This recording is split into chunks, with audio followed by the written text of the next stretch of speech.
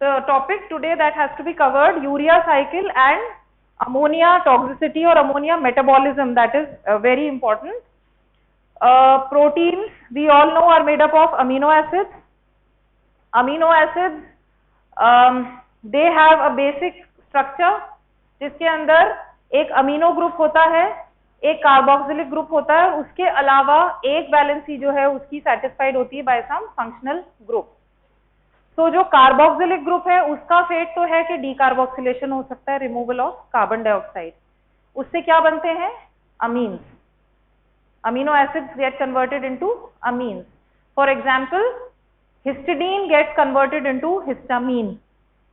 Glutamate gets converted into glutamine. So these are examples of amines. ये भी एक important topic होता है, शॉर्ट नोट में कभी पूछ लेते हैं, बायोलॉजिकल अमीन्स क्या मतलब है. Now the second part is the carbon nucleus या the functional group.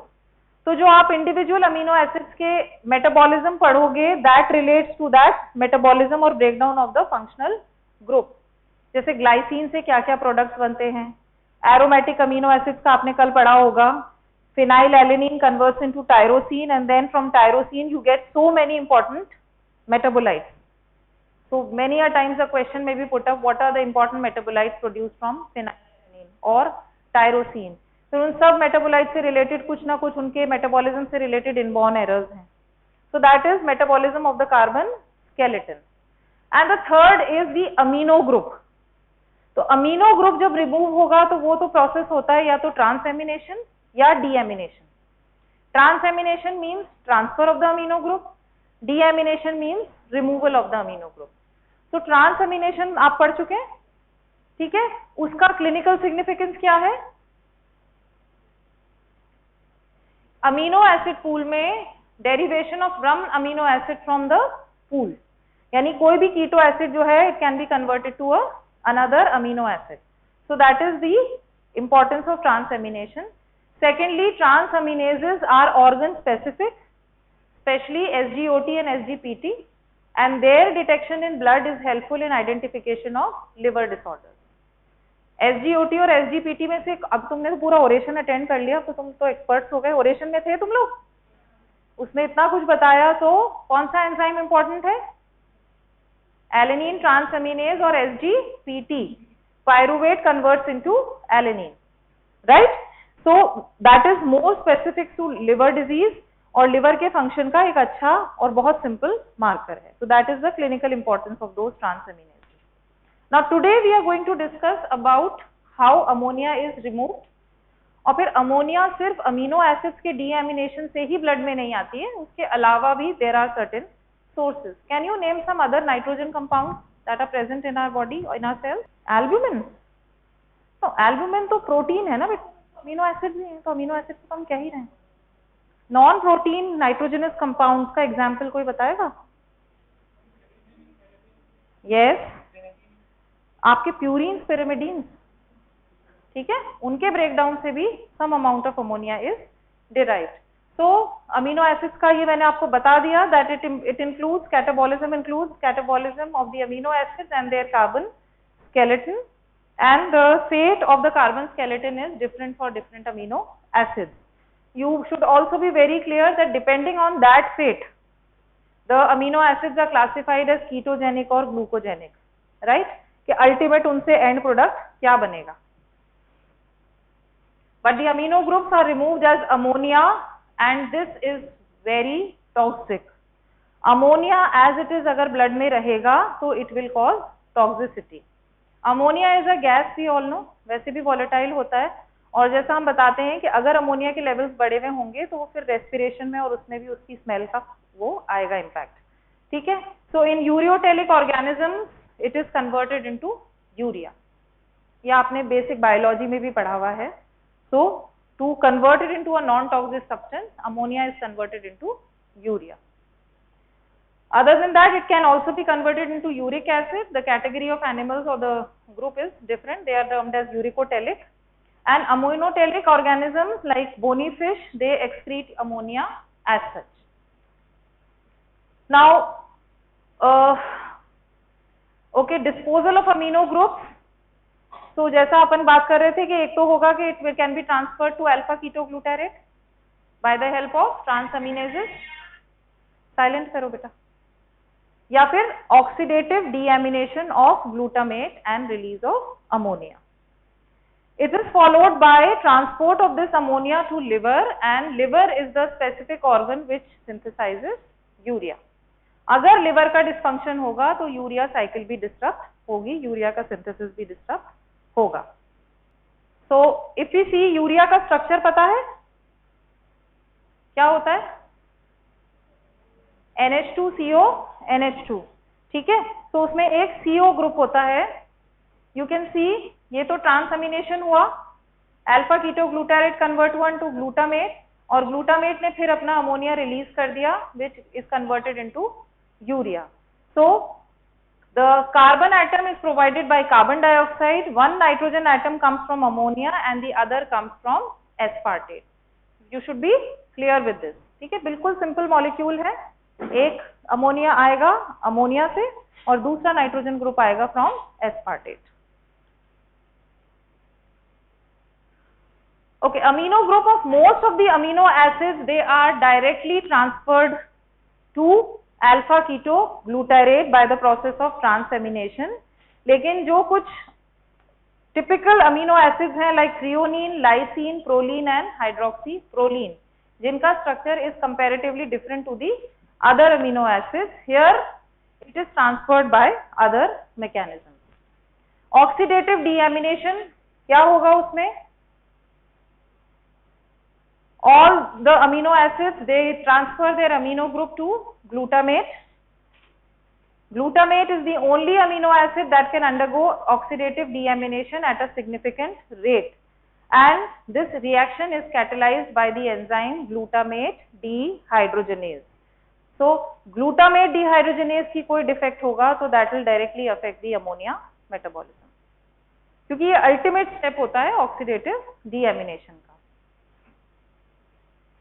So it can use both NAD and NADP as coenzyme, क्योंकि जब हाइड्रोजनेशन हो रहा है तो दैट मीन्स कि कोई एक हाइड्रोजन रिसेप्टर, हाइड्रोजन को लेने वाला कंपाउंड चाहिए, तो NAD और NADP both can act.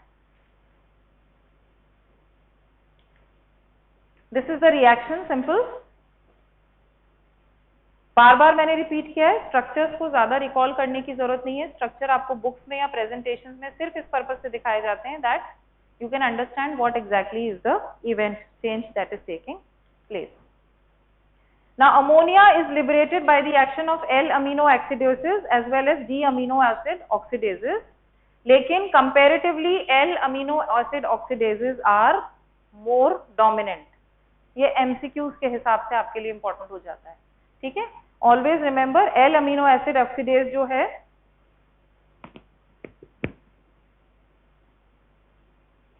L amino acid oxidase is very low in activity and D amino acids do not occur in significant quantities in human beings.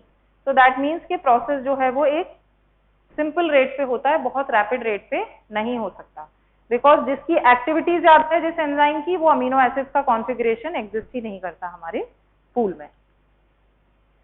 Now complete enzyme system for synthesis of urea, it is present solely in liver. Liver के अलावा urea synthesis किसी और organ में नहीं होगा, इसलिए liver का function अच्छा होना जरूरी है फॉर फॉर्मेशन और कन्वर्जन ऑफ यूरिया.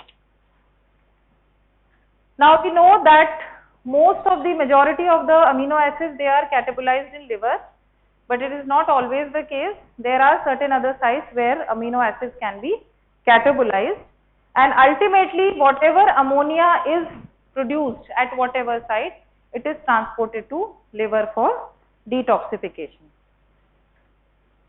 Normal, तो इसका क्या मतलब है ये फैक्ट बोलने का? That कुछ amount of ammonia is present in blood. जो दूसरी साइट से सिर्फ कैटेबोलाइज हुए उनमें से अमोनिया ट्रांसपोर्ट होकर ब्लड के थ्रू ही लिवर में आ रही है. So the amount is very low, 10 to 80 micrograms पर डेसीलीटर.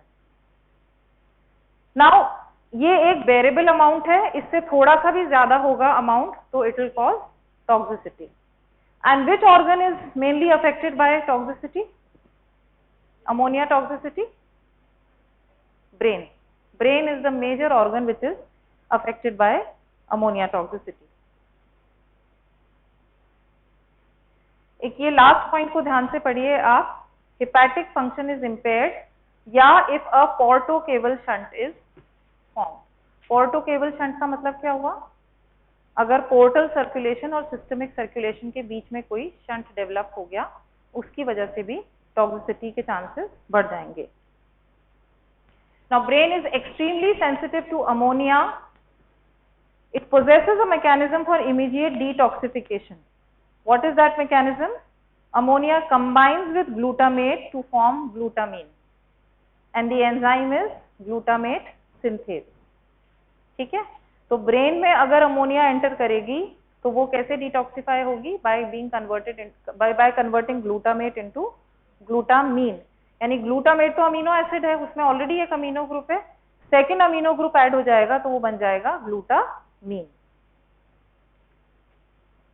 यू सी दिस, ये ग्लूटामेट का स्ट्रक्चर है एंड जब इसमें एक अमोनिया ऐड होती है there is involvement of ATP यानी utilization of energy and it is converted into glutamine. यानी यहाँ पर जो कार्बोक्सिलिक ग्रुप था उसमें अमीन ग्रुप इंट्रोड्यूस हो गया, CONH2.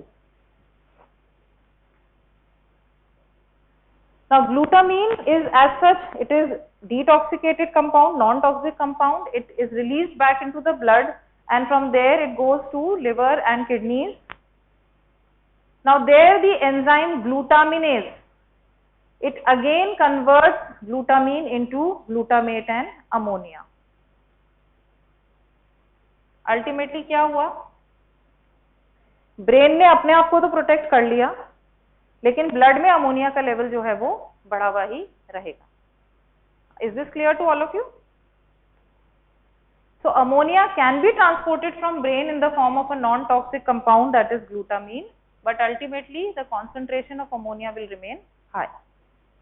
Now in muscles amino groups of many amino acids are transferred to pyruvate forming alanine, that is the कौन सा एंजाइम यूज होगा इसमें? Alanine transaminase. And this alanine is transported to liver where pyruvate is reformed and the amino group of alanine is transferred to alpha ketoglutarate. यानी muscles में transaminase reaction is proceeding for conversion from pyruvate to alanine and alanine भी liver में आता है और again repeat होकर दोबारा से alpha ketoglutarate के साथ combine हो जाते हैं. What is this cycle termed as? Glucose alanine cycle not only transports pyruvate from muscles to liver for gluconeogenesis but also transports amino group of amino acids from muscles to liver. ठीक है, एक cycle है glucose alanine cycle. यानी कि एक तो glucose के breakdown से मसल्स में क्या बना? पायरुवेट. पायरुवेट ने अमोनिया को ट्रैप किया और वो कन्वर्ट हुआ into alanine. So in the form of alanine it reaches to liver. दो पर्पस सॉल्व हो रहे हैं. Pyruvate, alanine will convert into pyruvate and will transfer its ammonia group. Board दूर है वरना मैं आपको बता देती.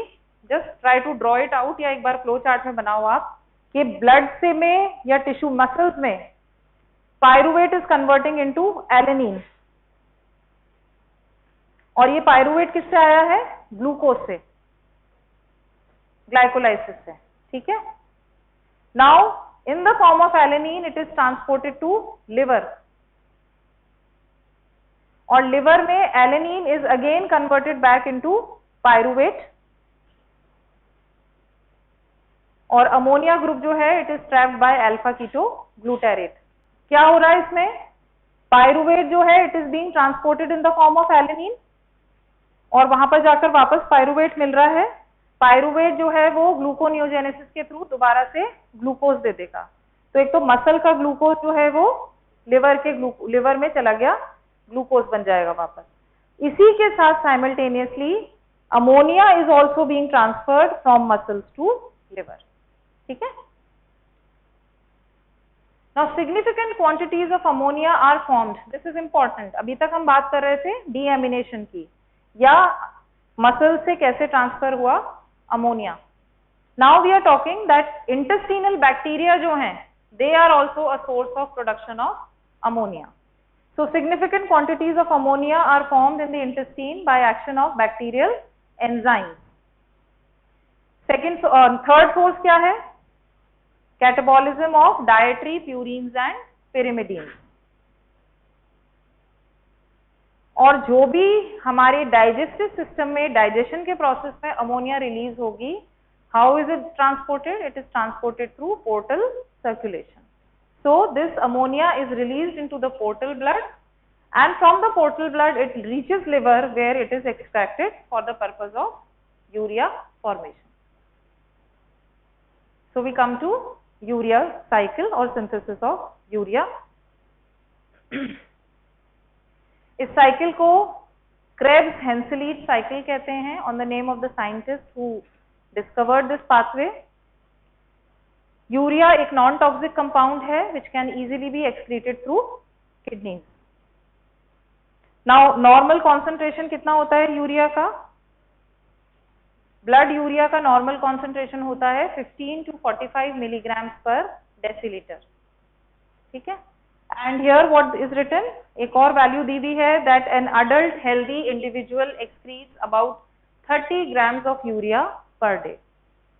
Because as a human being we are taking a reasonable amount of protein diet.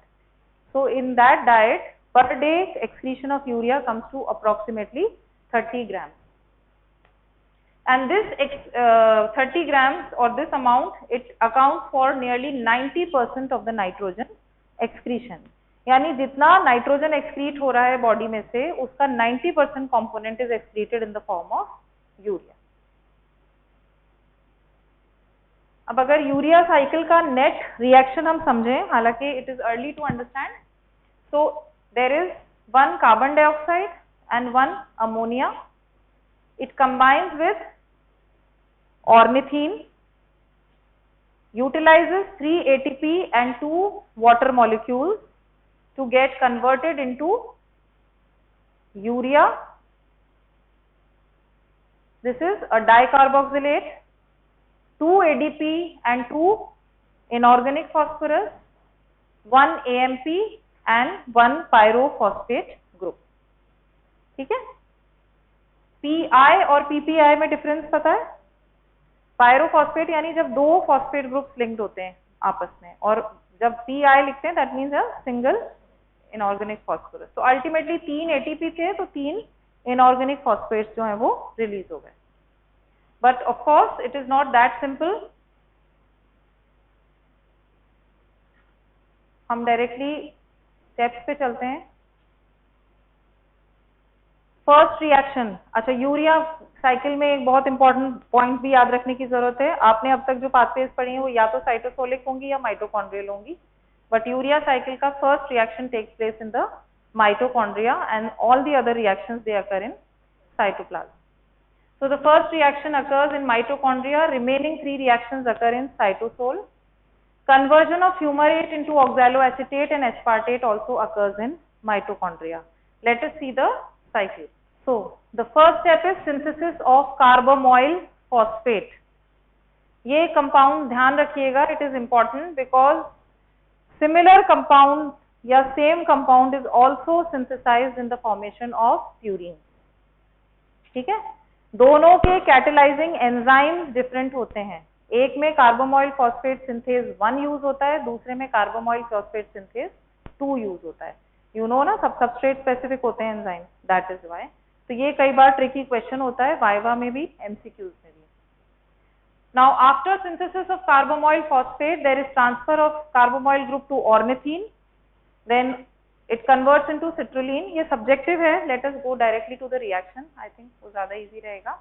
So the first step, synthesis of carbamoyl phosphate, बिल्कुल basic है. CO2 और ammonia combine होंगे in the presence of 2 ADP.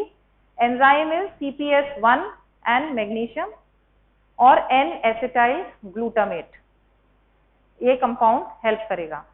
So this is the structure of carbamoyl phosphate. CO2 भी आ गया, NH2 भी आ गया और last में एक हाई एनर्जी फॉस्फेट बॉन्ड बन गया. ठीक है, carbamoyl phosphate.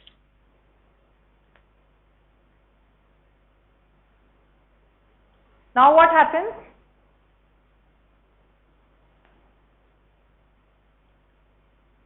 conversion of ornithine to citrulline. Carbamoyl phosphate combines with ornithine and converts it into citrulline.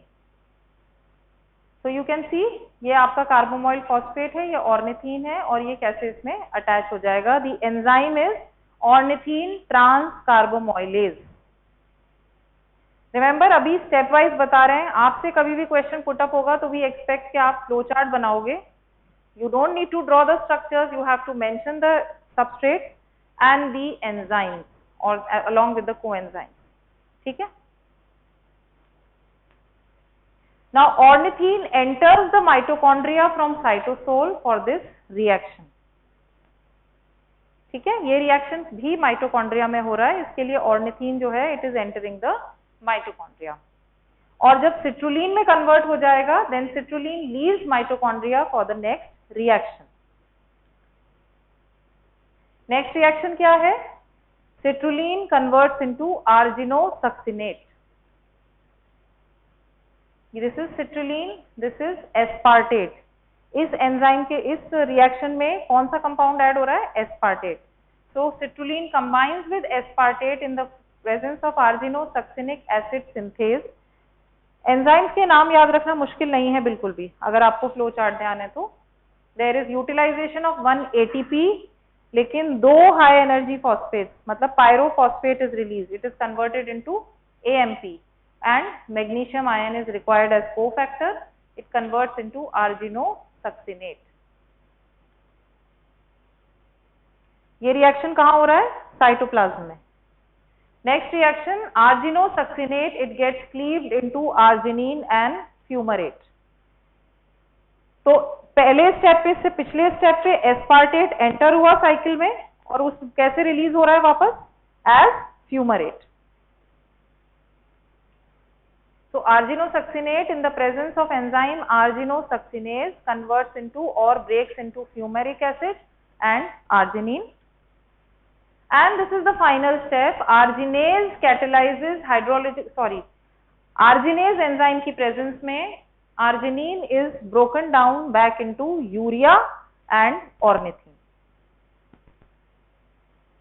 और इसमें सिर्फ एक वाटर मॉलिक्यूल के हेल्प से ये लाइसिस हो रहा है. And arginine breaks into urea. ये आपका यूरिया कंपाउंड रह जाएगा and remaining is ornithine. Sorry urea यहाँ पे. So what are the major steps urea synthesis के? हम पहले देख लेते हैं. First is formation of carbamoyl phosphate in the presence of enzyme CPS1. यहां पर कितने ATP यूटिलाइज हो रहे हैं? 2 ATPs. Next is carbamoyl phosphate combines with ornithine in the presence of trans carbamoylase and forms citrulline. अगर आपको इसमें demarcate करना हो साइट ऑफ रिएक्शन तो आप कैसे बनाओगे? ऐसे कट करोगे इसको ऑर्निथीन से और सिट्रुलिन के पहले तक, क्योंकि ये 2 रिएक्शंस हो रहे हैं in the mitochondria और citrulline फिर रिलीज हो रहा है into the cytoplasm. The third step, citrulline combines with aspartate in the presence of arginosuccinate synthase to form arginosuccinate. Again there is utilization of energy. ATP is converted into AMP. And then arginosuccinate in the presence of enzyme arginosuccinase converts into fumarate and arginine. This arginine breaks in the presence of arginase and releases urea while ornithine re-enters mitochondria. Is this clear? So this is termed as a 5-step cycle, Krebs-Henseleit cycle. Now we talk about the regulation. किसी भी pathway के बिल्कुल clearly marked होने चाहिए, आपके दिमाग में रहने चाहिए कौन से रेगुलेटरी एंजाइम्स हैं. सो हियर सबसे पहला जो रेगुलेटरी एंजाइम है वो तो है ग्लूटामेट डीहाइड्रोजिनेज. ठीक है, ये क्या कर रहा था? Which provides ammonia for urea synthesis. तो ये खुद ये एंजाइम जो है ग्लूटामेट डीहाइड्रोजिनेज ये ही सबसे बड़ा रेगुलेटर है and it is an allosteric enzyme. Allosteric का मतलब क्या होता है? जब इनहिबिटर जो है किसी और साइट पे एक्ट करके उसकी एक्टिविटी को होल्ड कर दे. So it is inhibited by ATP and GTP and is activated by ADP and GDP. तो अंडरस्टूड है कि अगर ATP और GTP ज्यादा होंगे तो इनहिबिट हो जाएगा enzyme. Thus a decrease in energy content increases the catabolism of amino acids. इसके अलावा mitochondrial carbamoyl phosphate synthase that is CBS1 is also a regulatory enzyme और ये भी एक एलोस्टेरिक एंजाइम है. इसको कौन इनहिबिट कर रहा है? It is activated by N-acetyl glutamate which is formed by transfer of acetyl group from acetyl coenzyme A to glutamate. ठीक है, ज्यादा डिटेल नहीं अगर याद रख सकें तो सिर्फ याद रख लें कि इट इज एलोस्टेरिक है इसका भी रेगुलेशन और इसको इनहिबिट कौन कर रहा है? N-acetyl glutamate. सॉरी, इनहिबिट नहीं, एक्टिवेट कर रहा है.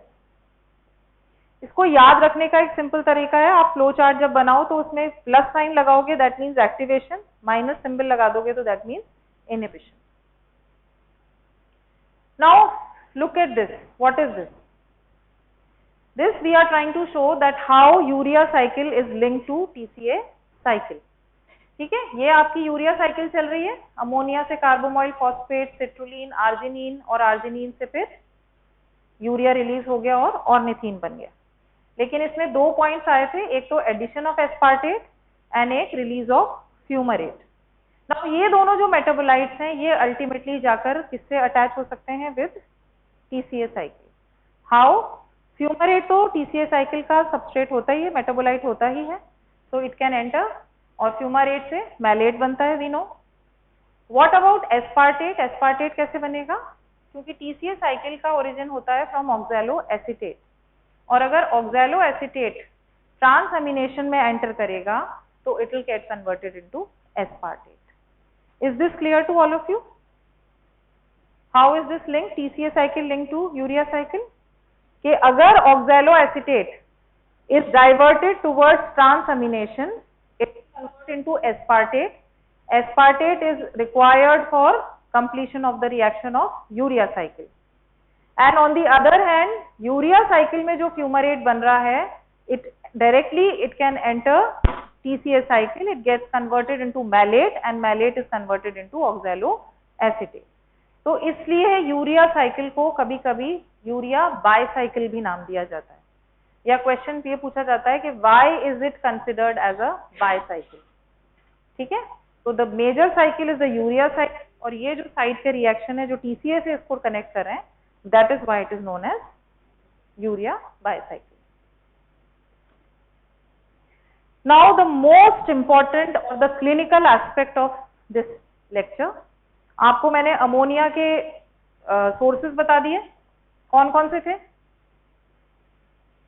First is deamination of amino acid. उसके अलावा from nucleotides by digestion of purines and pyrimidines present in the diet and the intestinal bacteria. ठीक है, these are the major contributors to blood ammonia.